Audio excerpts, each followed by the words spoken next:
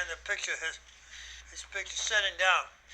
His father was a firefighter too, but retired. But he lives here in Key West. He gives tours. Big John, Big John had a wall collapse on him while fighting a fire in New York, and crushed his hip. And they fixed it for him, and he thought he was going back to work. They told him, no.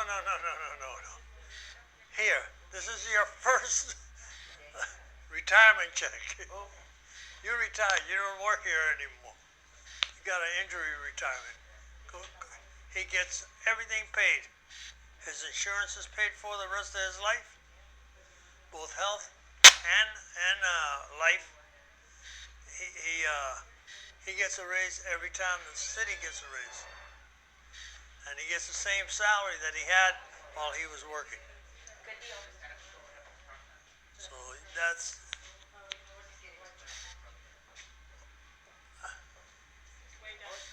¿Qué pasa? I know, I forgot I was holding it. Number 2? No, yes, I am. They were taking a picture of the name tag. Sorry.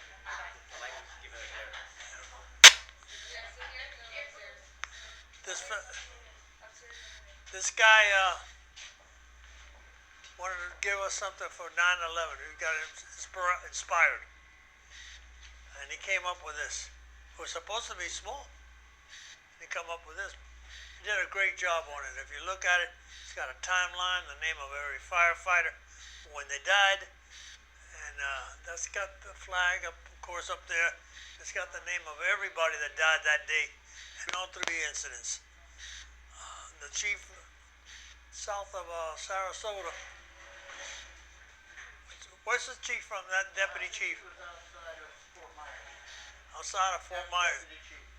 Yeah. He never painted anything in his life. Never picked up a brush. And all of a sudden he got inspired because of 9/11. He started painting. This is his stuff coming out. And he's making good money on this stuff. But that's and it's always a religious theme in it, you know. So we'll walk inside. Okay. Look at that face. Only a mother could look like that face. Boy, you're something. You are something. Oh yeah, nah, that's my buddy there. We're buddies, me and him. I was once asked, what happens if they ask me a question I don't know? Well, I know most of them will say almost everything, but not all. But if they ask me a question that I don't know, I lie. Well, you think nobody's coming from Wisconsin to call me a liar. All right, the picture up there is the first fire truck to come into this firehouse.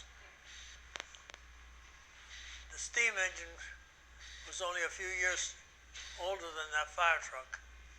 That's 1914.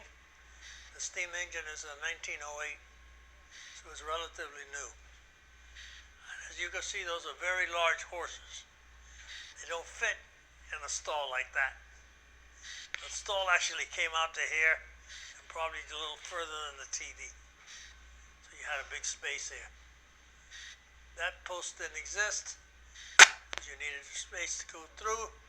Those stairs didn't exist until the 30s because you had another set of stalls over there.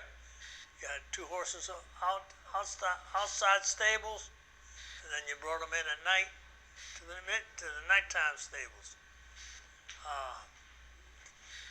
I was under the impression they had a chain instead of a gate. That's right. So they're pretty sharp. You don't want to see that at 2 o'clock in the morning. Actually, that's not a bad fire because you're not going to go inside. You can't go inside. So the horse came out through here and went up there where that cart is. There's a fire station there, number 2. back in the day, in the 1890s, and it sat on that's Fleming Street. That dirt road that you see there, that's Fleming Street, and it's only 2 blocks from the La Concha Hotel. So it's right downtown. The white horse is Big George. And that was the biggest horse in the fire department and the smartest horse in the fire department. And the picture was taken around here somewhere, but there were hardly any buildings here at the time. And we're still trying to figure out what street he was on. Could have been Packard, I don't know. That fire there is a hotel fire. And 2 firefighters ran around that. They were off duty, up the steps, and everybody out the back. And so they got a bunch of medals and stuff.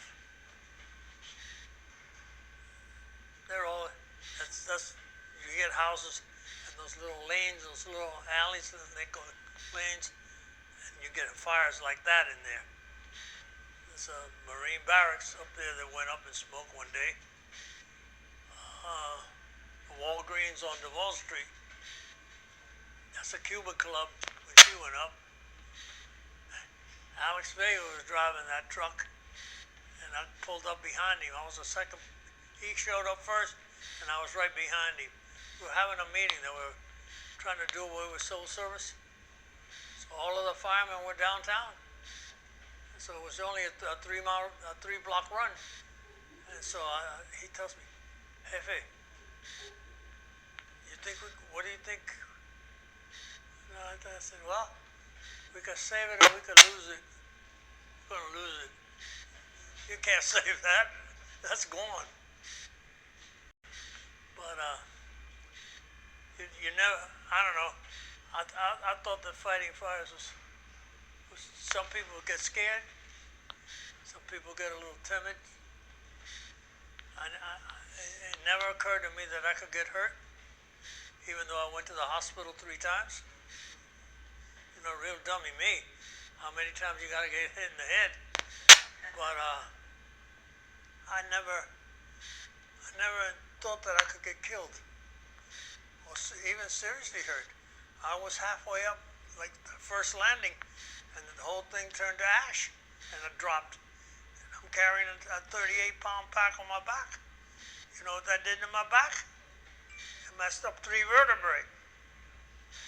3 or 4. So, you know, it's part of the job. And I don't remember anybody that retired with me, you know, my age, that didn't have something wrong with him. Knees, backs, shoulders, they all had something really serious wrong. That's Duval Street also. And that row of buildings is the ice cream parlor. It's on the corner. The Haagen-Dazs is right on the corner. And then everything from here, there's separate buildings that are so close together, you can't put your hands between them. And there's a common loading platform behind them. And somebody poured gasoline between the platform and the building and lit it off. Fun, eh? Let's have fun. So, a lady, 80 years old, painted that. She, little skinny woman about this big. And she'd come every day and take notes and ask us, you know, what kind of nozzle that was, and we'd tell her, and then we'd show her one, you know, so she could copy it, make sure she had the right nozzle in the right hands. And she did a wonderful job, I thought. Because that guy sitting there, they'd say no, but that guy sitting there looks to me like a firefighter by the name of David Williams. So these 2 helmets belong to a Baltimore couple. She's a paramedic, lieutenant paramedic, and he's a captain on a ladder. And they come down 2, 3 times, 4 times a year sometimes, because they work for other people and earn that time, and then they get it paid back when they want it. So they have like mini vacations, you know. And so in fact, they're supposed to be coming down shortly. But this one over here was a fella by the name of Joe Biro, Tampa boy actually. He moved down here before we did, and Joe at one time wanted a date on Dina. That's a true story. And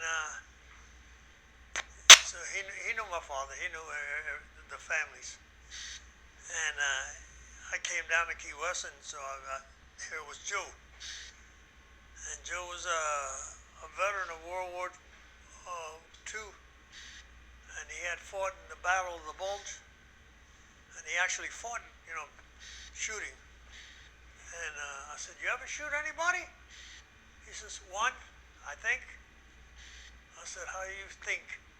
He says, "Well, you know, we're crossing a bridge in a Jeep, towing a gun behind us, a 37 millimeter." He says, and we had a head-on collision with a German scout car coming the other way. I mean, the lights, no lights, it was pitch black. He says, and then all of the shooting started. The only time you saw anybody was when somebody fired a gun and it lit up, you know, everything. He says, so they got one gun flash and there was a German running in front of me. And I shot him. He says, I think I shot him in the ass. He says, yeah, I know he grabbed it and run like hell. I said, well, he may not be sitting down for a long time. But anyhow, we'll go to here. The original floor was put down in 1907. That's the brick. In 1952, they decided they were going to change the brick out for new brick. Except that they forgot that the original brick came down in the barges, large amounts. Now, because you had a highway, you had to transport it. That was the law. And so you had to bring it down on an 18-wheeler. And it gets so expensive you can't do it. So they had a concrete plant had opened up not too long before this before 1952, which is what I'm talking about. And they decided we'll just pour concrete over everything. When they were looking for it, they were actually going that way. And some old guy walked through the door, and I don't know who he was, but he was old. And he says,